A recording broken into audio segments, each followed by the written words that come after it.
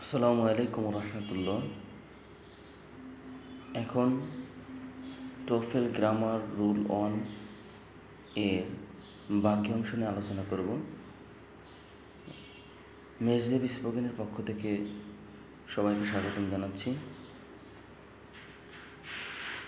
এখানে সিগন্যালিং অর্ডস মানে সংকেত শব্দ, এই শব্দগুলো দেখলে আমরা বুঝবো যে এটা প্রেজেন্ট সিম্পল বা প্রেজেন্ট ইনডিফিনিট টেন্স হবে আর কি।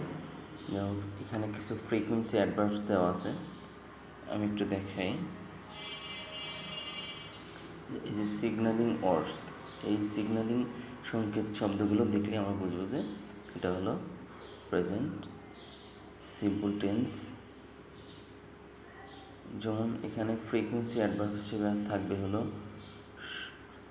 সেন্টেন্সের ভিতরে অলওয়েজ, নেভার, সামটাইমস। অলওয়েজ মানে সর্বদা, নেভার মানে কখনো না, সামটাইমস মানে মাঝে মাঝে, once, twice, a week, month. এই শব্দগুলো বাক্যের মধ্যে দেখলেই আমরা এটা বলতে পারবো যে এটা প্রেজেন্ট সিম্পল বা প্রেজেন্ট ইনডিফিনিট টেন্স। যেমন ধরুন আমি যদি বলি যে never, sometimes, once, twice, a week, month etcetera. এখানে কিছু গুরুত্বপূর্ণ টিপস দেওয়া থাকবে আর কি।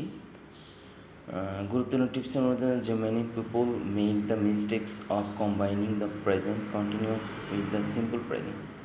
তো অনেক মানুষ ভুল তৈরি করে যে কম্বাইন প্রেজেন্ট কন্টিনিউয়াস এবং প্রেজেন্ট সিম্পলকে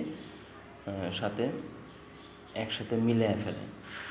তো এই ভুলটা আমাদের সাধারণত হয়। তো টোফেল গ্রামার রুলস অনের এই জিনিসটাই ওরা দেখায় দিছে যে দিস ফর্ম আর ইনকারেক্ট।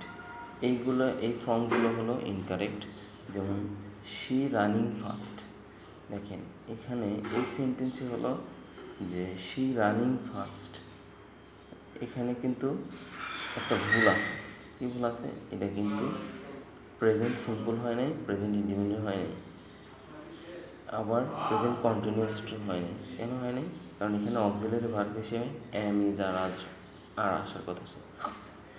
আবার I am going to the mountains, এখানে গো আছে, কিন্তু এম এর পর আমরা জানি কি ভার্বের সাথে আইএনজি যুক্ত হওয়ার কথা, কিন্তু এখানে আইএনজি যুক্ত হয়নি। এই আইএনজি যুক্ত না হওয়ার কারণে এখানে ইনকারেক্ট আছে। তাই এটাকে আমরা প্রেজেন্ট সিম্পলও বলতে পারবো না, আবার প্রেজেন্ট কন্টিনিউয়াসও বলতে পারবো না। তো প্রেজেন্ট কন্টিনিউয়াস হওয়ার জন্য আমাদের কী থাকতে হবে যে এম, ইজ, আর এরপরে ভার্বের সাথে আইএনজি হওয়ার কথা ছিল, কিন্তু এখানে হয়নি। This forms are correct. She is running, এখানে কিন্তু ইজের পর ভার্বের সাথে আইএনজি যুক্ত হয়েছে, তাই এটা প্রেজেন্ট কন্টিনিউয়াস টেন্স হয়েছে। এটা কিন্তু প্রেজেন্ট সিম্পল বলা যাবে না। আবার I am going to the mountains, এখানে এম এর পরে গো ভার্বের সাথে আইএনজি যুক্ত হয়েছে, তাই এটাকে বলা যাবে হলো প্রেজেন্ট কন্টিনিউয়াস টেন্স, কিন্তু এটাকে প্রেজেন্ট সিম্পল বলা যাবে না।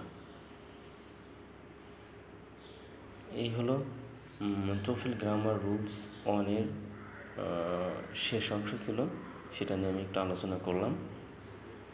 ইনশাল্লাহ নেক্সট ক্লাসে আমি টোফেল গ্রামার রুলস 2 নিয়ে আলোচনা করব ইনশাল্লাহ। আসসালামু আলাইকুম রহমতুল্লাহ।